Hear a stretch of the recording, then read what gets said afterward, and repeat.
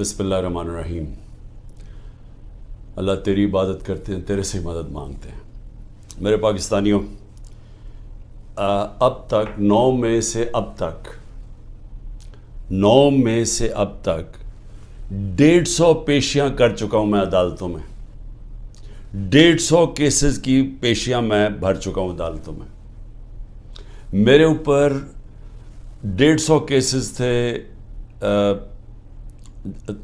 145 cases थे 9 मई से पहले। अब वो तकरीबन 165 पे पहुंच गए हैं, और वो जो नए केसेस हर रोज़ आ रहे हैं, तो ये बड़ी जल्दी मैं 200 केसेस पे पहुंच जाऊंगा। डबल सेंचुरी हो जाएगी मेरी। और सिर्फ घर से निकलता हूं, अदालतों में पेशी करके फिर घर वापस आता हूं। मैं ये आज आपके सामने ये चीज़ें क्यों रख रहा हूं? इसलिए नहीं कि मुझे ये कोई केसेस की वजह से मैं कोई कमज़ोर पड़ रहा हूँ या मैं कोई घबरा रहा हूँ।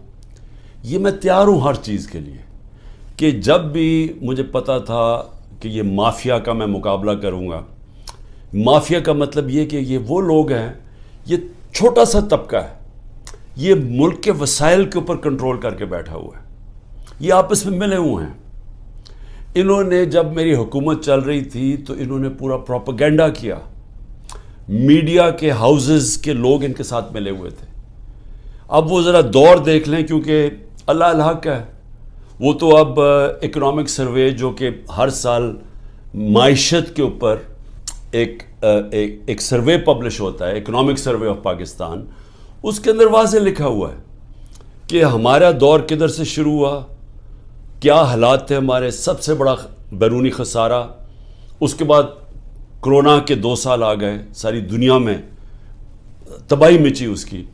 उस सब में से निकल के, यानी आखिरी 2 साल में जो हमारी हुकूमत की परफॉर्मेंस थी, वो इस मुल्क की तारीख में 2-3 दफ़ा ही हुई है। और वो जब हुई है तो उस वक्त डॉलर्स आ रहे थे अमेरिका के, क्योंकि हम अमेरिका की मदद कर रहे थे। या वो यूब खान के दौर में सीटो सेंटो, या फिर ज़ियाउल हक के दौर में जो अफगान जहाद थी, और या फिर वॉर ऑन टेरर जो मुशर्रफ के दौर में थी। उसके अलावा सबसे बेहतरीन परफॉर्मेंस थी। और अब आजकल के मीडिया पे आ जाएं कि पूरी तरह मीडिया का मुंह बंद किया हुआ है। इमरान खान का नाम नहीं ले सकते, सिवाय कि उसके खिलाफ उसकी किरदार कुशी की कैंपेन हो। उसके अलावा इमरान खान का कोई पॉजिटिव नाम नहीं ले सकते।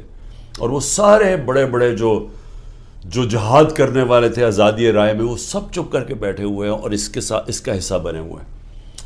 तो मैं ये क्यों कह रहा हूँ आज कि ये जो मेरे ऊपर केसेस हैं और ये जो आगे जिस तरफ जा रहा है मुल्क, मैं इसलिए कह रहा हूँ कि इसी वजह से आज से 27 साल पहले मैंने अपनी इंसाफ की तहरीक शुरू की थी।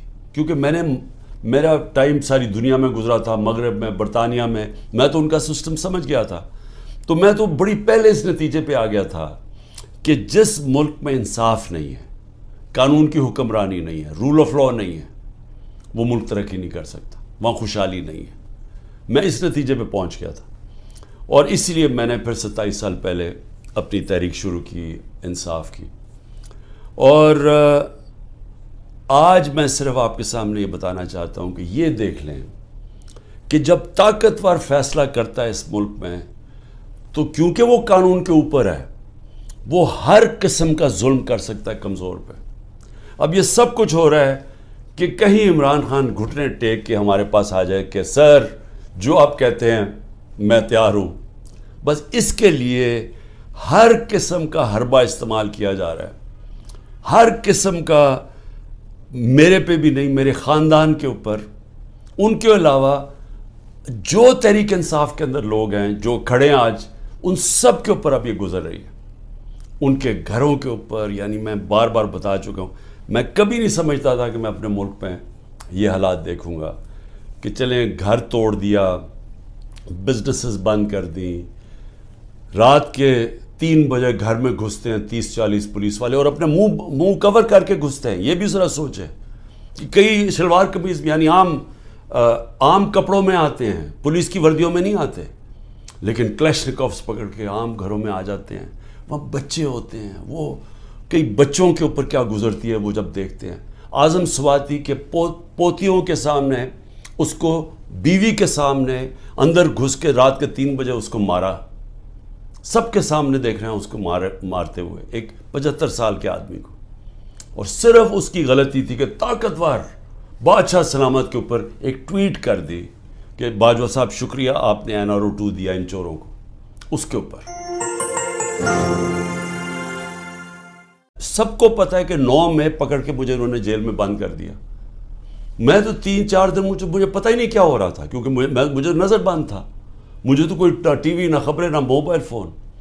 وہ جب میں سپریم کورٹ میں پہنچا تو اس سے پہلے مجھے وکیلوں نے تھوڑا سا بتایا اور پھر چیف جسٹس صاحب نے بتایا، وہ پہلی دفعہ مجھے پتہ چلا کہ ہوا کیا ہے، اور مجھے تب بھی پوری سمجھ نہیں آئی کہ اس کے پیچھے کیا ہم کر سکتے تھے، کیا ہوا، کوئی انتشار ہوا، کون سے ہمارے لوگوں نے جا کے توڑ پھوڑ جلایا۔ وہ تو مجھے آہستہ آہستہ پتہ چلا کہ ہوا کیا، اور پتہ چلا کہ پورا پلان بنا ہوا تھا۔ یہ پلان کے تحت فالس فلیگ آپریشن، یعنی پہلے وہ اس طرح مجھے اٹھایا اور اس کے بعد پھر پہلے پتہ تھا کہ ریاکشن آنا، اور اس سے یہ جو جلانا گھرانا اور یہ کیا، اور اس کی آڑ کے اندر سارے لوگوں کے اوپر بند کر دیا اور میرے اوپر کیسز کر دیے۔ میں جب جیل میں ہوں تب میرے اوپر کیسز کرنے شروع کر دیے کہ جی میرے کہنے پہ ہوا سب کچھ۔ ایک سٹیٹمنٹ نہیں ہے، 27 سال میں مجھے ایک سٹیٹمنٹ بتایا کہ میں نے کبھی کسی کو کہا ہو کہ آپ توڑ پھوڑ کریں، ہمیشہ میں نے کہا قانون کے بیچ میں رہے، ہر جگہ میں نے قانون کی پابندی کی ہے۔ جب مجھے لگا انتشار ہوا میں نے اپنی پارٹی کو پیچھے ہٹایا۔ جب ہماری پارٹی کراچی میں بننے لگی مجھے لوگوں نے کہا جی کہ جب تک ملیٹنٹ آپ کا ونگ نہیں ہوگا آپ MQM کے سامنے کھڑے نہیں ہو سکتے، کوئی آپ کی پارٹی نہیں جوائن کرے گا، کیونکہ MQM سے تحفظ چاہیے تھا۔ میں نے کہا ہم پارٹی نہیں بنائیں گے لیکن ہم نے ملیٹنٹ ونگ نہیں بنانا۔ ہمیشہ یہ 27 سال سے میری ہمیشہ یہ فلسفی تھی کہ ہم نے پرامن اور آئین کے بیچ میں رہنا ہے۔ میری آج اب تک کرکٹ کے اندر دیکھ لیں، جب میں کیپٹن تھا ساری دنیا ریسپیکٹ کرتی تھی کہ عمران خان وہ ہے جو نیوٹرل امپائر لے کے آیا، یعنی وہ آدمی پہلا کیپٹن تھا کرکٹ ہسٹری میں جس نے کہا کہ ہم اگر جیتیں گے تو ایمانداری سے جیتیں گے۔ اس سے پہلے ذرا دور دیکھ لیں کہ جب پاکستان جیتا تھا کہتے جی امپائروں کی وجہ سے جیت گیا، چیٹنگ کر کے جیتا ہے۔ میرا دور دیکھ لیں، آج تک کبھی جب ہمارے اپنے بھی امپائر تھے کبھی کسی نے نہیں کہا کہ ہندوستان کو ہرایا انہوں نے کہا ہم فیئر اینڈ اسکوائر، آسٹریلیا کو ہرایا انہوں نے کہا کہ ہمیں صاف اور شفاف طریقے سے ہم ہارے ہیں، یعنی چیٹنگ نہیں ہوئی۔